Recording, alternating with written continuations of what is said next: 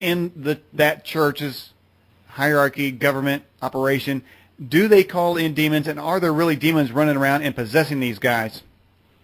Well, I would say yes. That's the short question, the short answer to that question. However, in my book, Lucifer's Lodge, I've stuck purely to journalistic reports of priests who are Satanists and involved in different sorts of satanic rituals. So I kind of leave the theology out of it and just stick to the hard facts, which are generated by the mainstream media, like the BBC and Irish Times and Boston Globe, Boston Phoenix, the Toledo Blade. I believe that, but I don't go too much into the actual theology of it in the book. Now, I can say that I have interviewed survivors of satanic ritual abuse who feel that they are badgered by demonic forces.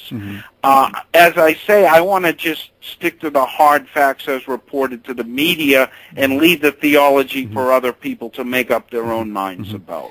Okay. Now, I know in some cases there are exorcisms. Have you ever, in your research of a satanic ritual abuse victim, have you ever suggested to them that they go get an exorcism?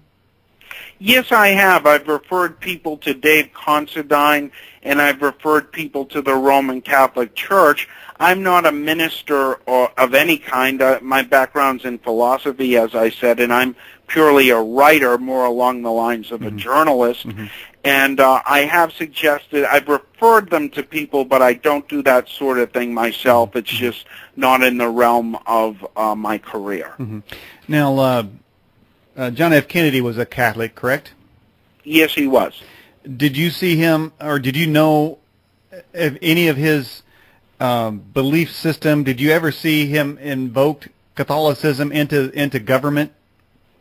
No, not at all. In fact, JFK was probably divorced himself more than any other president from his religion because he did not want to be accused of bias, which actually was a big issue when he ran for president.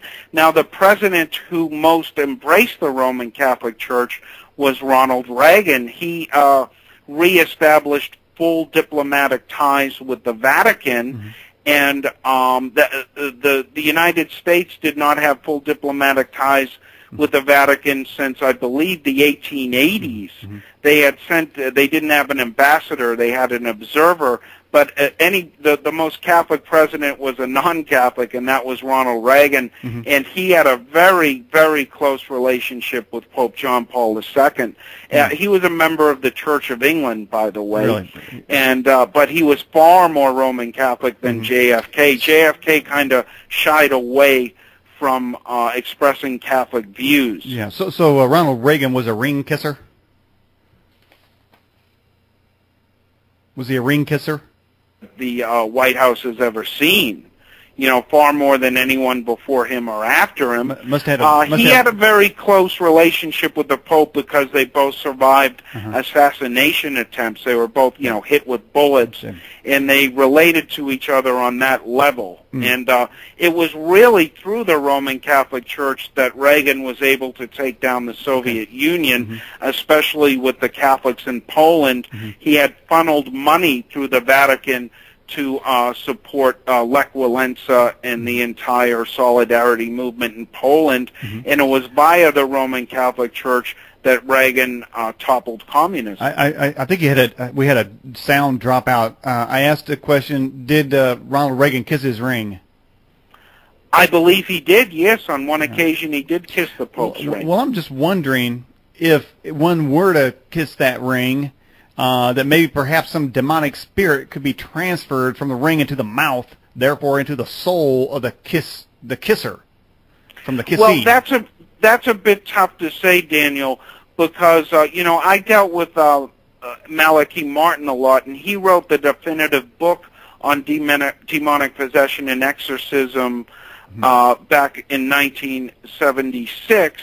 And what he said, the big thing about demonic possession is that there has to be an act of will on the part of the possessed person. The possessed person has to invite this spirit into them. And I'm not sure if just kissing the Pope or a bishop's ring would do anything like that. It would have to be an act of will. Yeah, now, Ronald Reagan was a member of the Bohemian Grove out in California, and that's the most diabolical thing. If he got possessed, it was probably at the Bohemian Grove in California, not necessarily at the Vatican. Yeah. Okay. So these, what does pedophilia have to do with witchcraft and occultism? Is it in the manual somewhere? Is it in Aleister Crowley's book to rape kids? I mean, what is it? What is it that are they calling, or are they just mentally associating that with it, with occultism?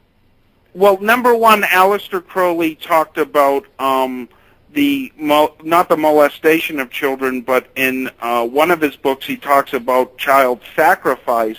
And when Crowley, his name was pronounced Crowley, not Crowley, which is very confusing. It's pronounced both ways in the United States. But when he had a commune on Sicily, he had rituals where he had bestiality. Men, women, and animals would have sex, and he would allow children 4, 5, and 6 years old to watch these rituals.